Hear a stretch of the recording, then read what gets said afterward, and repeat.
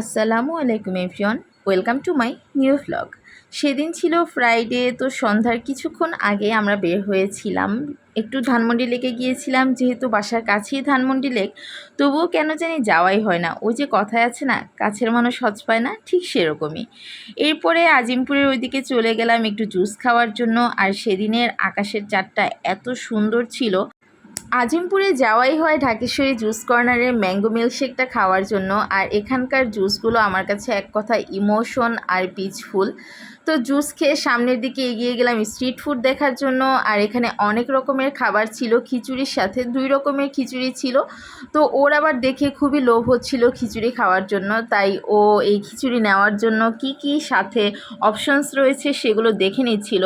তবে আমি একদম পেট ফুল ছিল আর নিউ মার্কেট যাওয়ার প্ল্যান ছিল, তো আমার ইচ্ছা ছিল নিউ মার্কেট যেই আমি কিছু না কিছু খাবো। তো ওর জন্য 1 প্লেট পাতলা খিচুড়ি নিয়ে নিয়েছিল, যার সাথে ছিল 1 পিস গরুর মাংস, 2 পিস আলু আর 4 রকমের ভর্তা। আর প্রাইস নেওয়া হয়েছিল 130 টাকা। আর এই পাতলা খিচুড়িটা দিয়ে এত বেশি পরিমাণে ফ্লেভার আসতেছিল, এত সুন্দর স্মেল। তবে মনে হচ্ছিল যে এটা যদি শীতকালে খাওয়া যেত তাহলে কিন্তু বেশ ভালো লাগতো, কারণ শীতের মধ্যে গরম গরম খিচুড়ির সাথে গরু মাংস আর ঝাল ঝাল ভর্তা, উফ, কথাই নেই।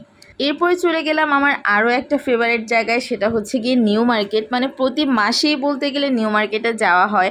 আর আগে এমনও সময় যেত যে আমি সপ্তাহেই 4-5 দিন নিউ মার্কেটে যেতাম। কেনাকাটা শেষে টুকটাক খাওয়া দাওয়া করলাম। আর নিউ মার্কেটে গেলে এই বট নুডলসটা খেতেই হবে। আমরা দুইজন যেহেতু ঘুরতে খুবই পছন্দ করি, তো এই ছিল আমাদের শুক্রবারের পুরো দিন। আজকের মতো ভিডিওটা এখানেই শেষ করছি। দেখা হচ্ছে নেক্সট ভিডিওতে। আল্লাহ হাফেজ।